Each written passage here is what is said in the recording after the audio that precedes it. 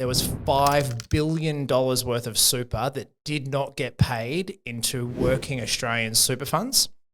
And it affects 1 in 4 people. So, think about your family, your friends. There's 4 of us here right now. Unpaid super may have affected 1 of the 4 of us sitting here in this room. Now, flowing those numbers out, across everyone, the effect that has, we know that at the age of 20, if you missed out on $5,000 or $10,000 into your super fund, that's over $100,000 worth of super when you retire. So it's not just, missed out on a couple of grand when I was younger.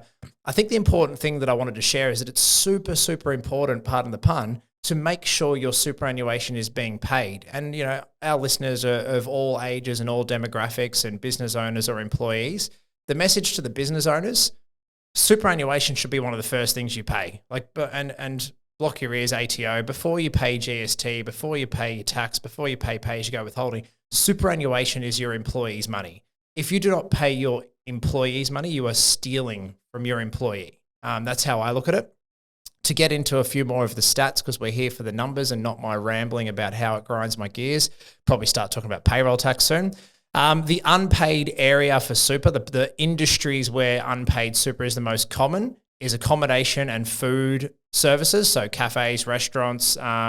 Second to that is construction, which makes a lot of sense because, there's all these kind of sham contracts where, people who own construction businesses put people onto subcontractor agreements and try not to pay them super. And then behind that is retail. So if you're in retail, construction, or food and accommodation, have a look at your super fund. To use a real life story, if I may, of how this could really affect your life. I'll get the guy's name just to make it... where is it? I've lost it. Mr. Hislop. Now, Greg Hislop was in his 50s and he developed a bacteria in his foot, whether it was from work or whatnot, doesn't matter. But he ended up having to have his leg amputated, which is devastating. At 50 years old, the job that he was doing, he had his leg amputated, and he turned to his super fund to be able to claim his TPD insurance, or total permanent disability. Nick might be able to kind of share some light on this after.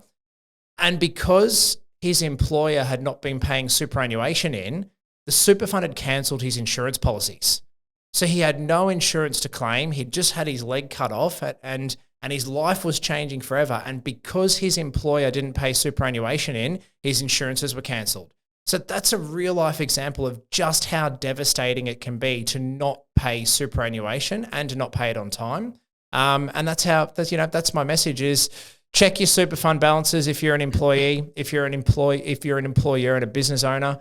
Make sure super is the first thing you pay. If you're behind on super, get it sorted. You can put your hand up and say to the ATO, I stuffed up, put it on a payment plan, lodge the super guarantee charge statements.